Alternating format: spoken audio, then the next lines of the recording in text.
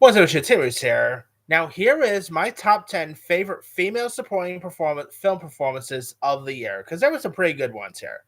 All right, coming in at number 10 is pretty much one that probably hardly no one will be adding because she's more of an up and coming, really, but I really thought she was excellent here. Number 10 is Ella Anderson for Song Sung Blue. Now, the film, of course, stars Hugh Jackman and Kate Hudson, who does such a good job as Mike and Claire Sardina, who perform as the Neil Diamond tribute band Lightning and Thunder here.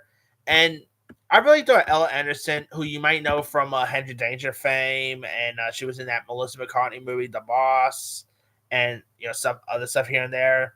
And she was just in that movie Suncoast last year. She was good at that. Here she plays the daughter of Kate Hudson's character, and she has some really nice emotional moments here. A really nice dialogue with her and Hugh Jackman, because Hugh Jackman, of course, plays her stepfather here.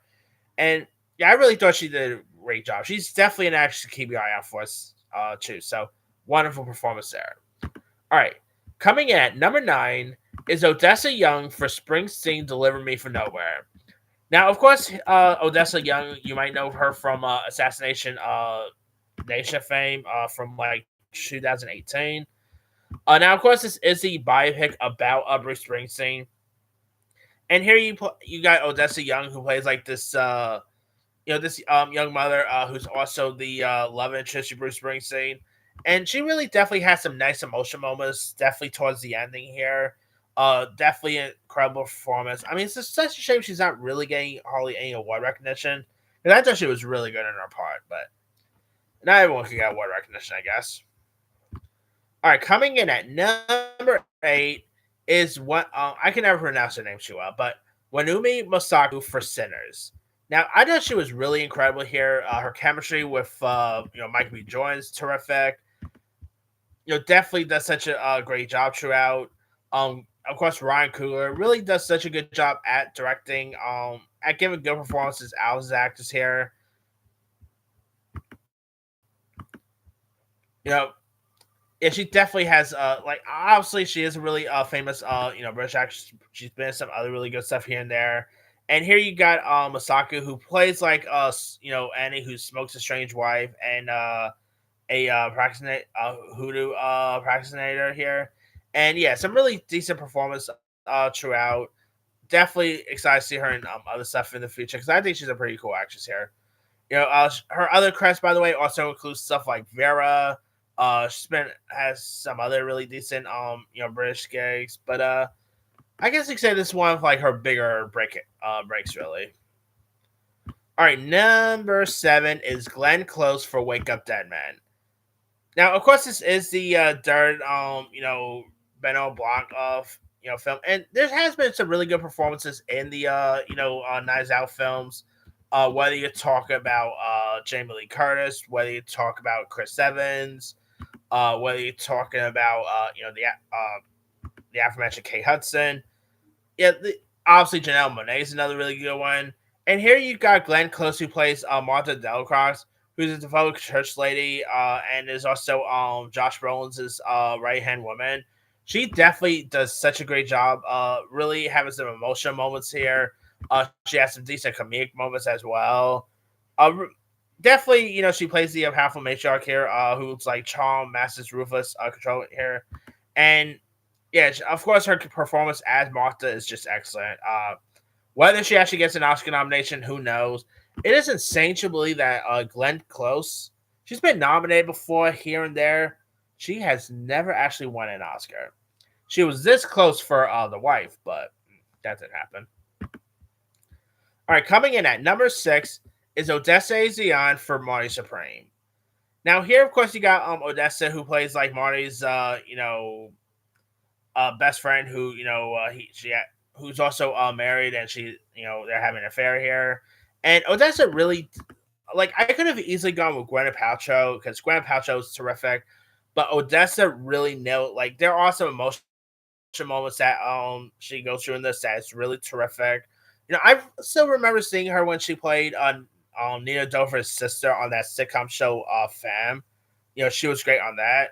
She was also really good on the show on the HBO show I Love LA.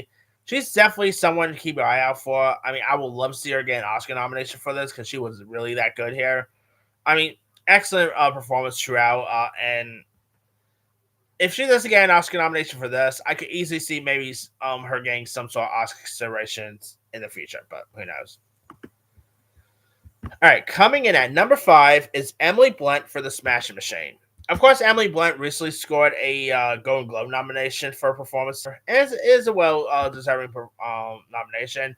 Here, of course, she plays Mark Kerr's wife, and she definitely has some really nice moments in this. Really terrific performance by Dwayne Johnson too. Obviously, her and Dwayne Johnson has worked together, countless like before with Jungle Cruise. But here, Emily Blunt really nailed her aura, like really nailed the emotional aspects wonderfully. I mean, definitely a wonderful performance throughout. And of course, obviously, you see her character really conveying fear and love for Mark Kerr here, and yeah, really terrific performance. Number 4 is Tiana Taylor for One Bow After Another. Now, she doesn't really have as much screen time as you expect. Like, yeah, I mean, her screen time obviously is a little limited, really. But this, screen time she does have on here, of course, playing like Leo DiCaprio's partner and Chase Affinity's mother, as like one of the French 75 members. She definitely has some really decent intense moments throughout.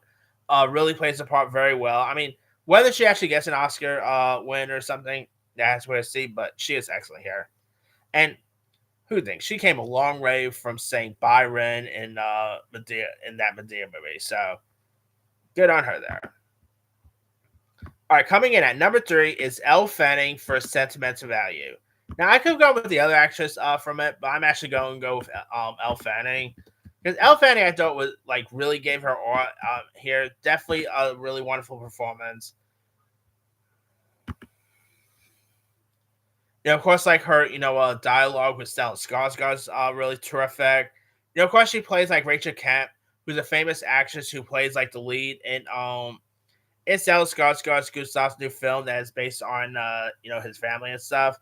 And yeah, Elle Fanning definitely nails it every inch. I mean, I've always liked Elle Fanning. She's always been terrific, and she was really good in Complete Unknown last year as well. I mean, whether she gets an Oscar nomination for that, who knows? But she is incredible here. All right, number 2 is Ariana Grande for Wicked for Good.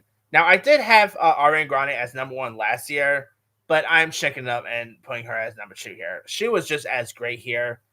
My number 1, I think, is a tad bit better, but Ariana Grande was still excellent. Definitely a great performance as Glinda. I loved her "Girl in the Bubble" song. She definitely has some really decent music numbers this time around. One like I've always liked Ariana Grande ever since Victoria's fame, and really happy to see her really getting more award recognition for her performances here. And whether she gets an Oscar nomination for it, who knows? But she was incredible here. And my number 1 favorite female supporting performance of the year is Amy Madigan for Weapons. I mean, I would not expect to have Amy Madigan on this list. Like if you had told me that Amy Madigan will actually be on my top 10, like will actually be number 1 on this list, early in the year, I was like, really? But she was so probably one of the best horror performances I've seen out of an actress this year. She was just so creepy, like very unrecognizable. At first I totally even forgot when I first saw this, I totally forgot that was Amy Madigan at first. I'm like, wait, is this the same lady who once dated John Candy and Uncle Buck? Like, is that the same lady? But yeah, it's the same actress there. She definitely she just does such a great job here. Some of the terrific performance like I've seen out of horror this year. It's just really good, very creepy. Um, I mean, of course, the ending is great.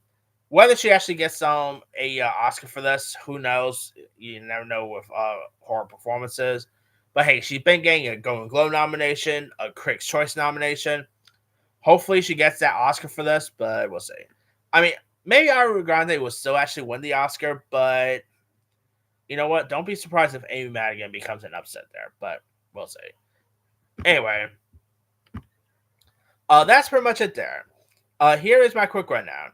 Number 10, Ella Anderson for Song Sung Blue. 9, Odessa Young for Springsteen Deliver Me From Nowhere. 8, Wanomi Masaku for Sinners.